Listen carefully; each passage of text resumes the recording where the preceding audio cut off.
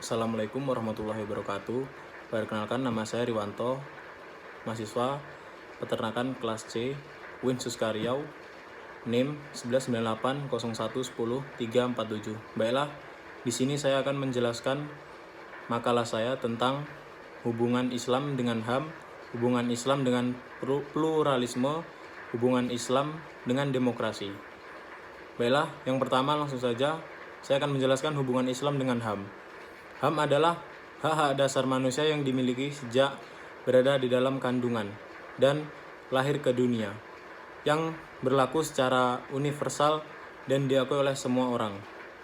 HAM adalah singkatan dari hak asasi manusia, di mana masing-masing kata tersebut memiliki makna. Kata hak dalam ini berarti sebagai kepunyaan atau kekuasaan atas sesuatu. Sedangkan asasi adalah sesuatu hal yang utama dan mendasar. Jadi, pengertian HAM secara singkat adalah suatu hal yang mendasar dan utama yang dimiliki oleh manusia.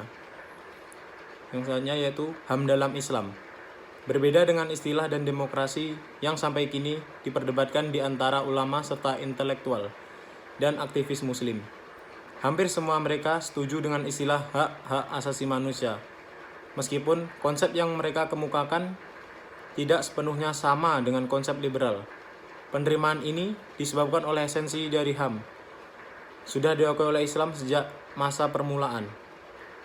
Sejarahnya, di dalam Al-Quran dan hadis disebutkan bahwa manusia dijadikan sebagai khalifah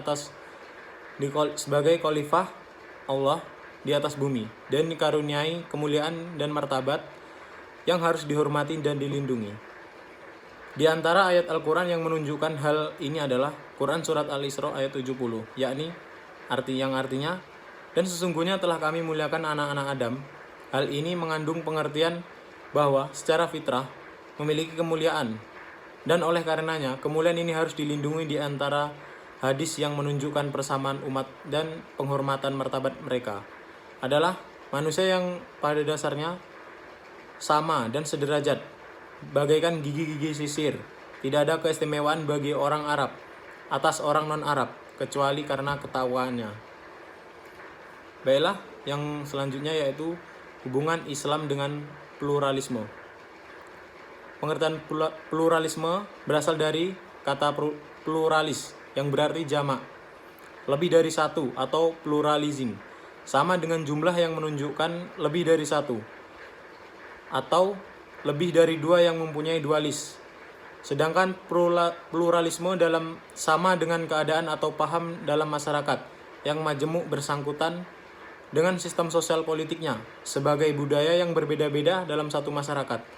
Dalam istilah lain, pluralisme adalah sama dengan doktrin yang menyatakan bahwa kekuasaan pemerintahan di suatu negara harus bagikan antara berbagai gelombang karyawan dan tidak dibenarkan adanya monopoli suatu golongan.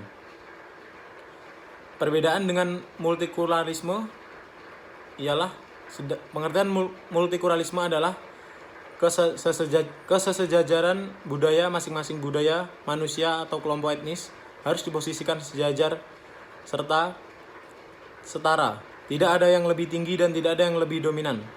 Melihat ini, multikulturalisme berarti ingin menumbuhkan sikap ragu-ragu atau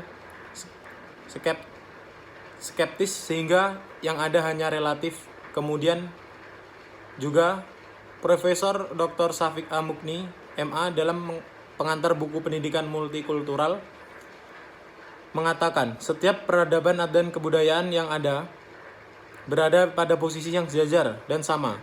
Tidak ada kebudayaan yang lebih tinggi atau dianggap lebih superior dari kebudayaan lain.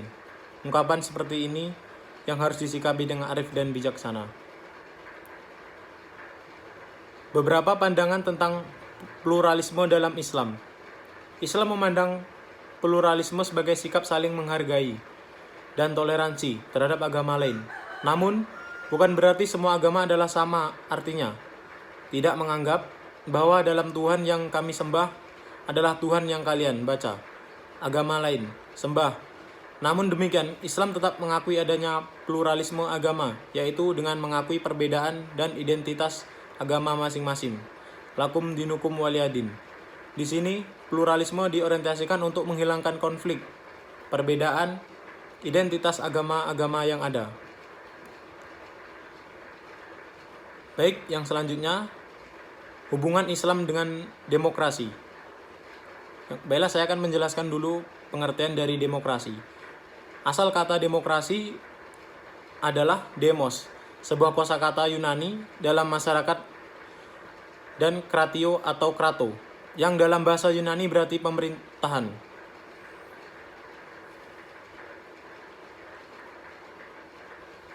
Demokrasi secara etimologis berarti pemerintahan oleh rakyat.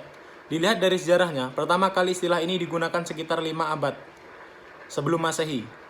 Dianggap banyak memberi kontribusi dalam pengembangan demokrasi. Cleisthenes adalah tokoh pembaharu Athena yang menggagas sebuah sistem pemerintahan.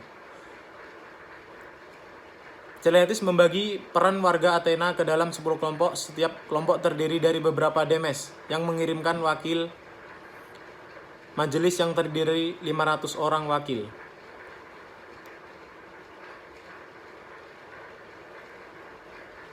Baiklah, yang selanjutnya memahami demokrasi dalam pembuatan hukum. Yang pertama, dalam Islam membuat hukum adalah haram, karena yang berhak membuat hukum hanya Allah, bukan manusia. Firman Allah Subhanahu wa taala yang artinya menetapkan hukum hanyalah hak Allah. Quran surat Al-An'am ayat 57. Walaupun ayat tersebut bersifat umum, tapi itulah titik kritis dalam demokrasi yang sungguh bertentangan secara frontal dengan Islam.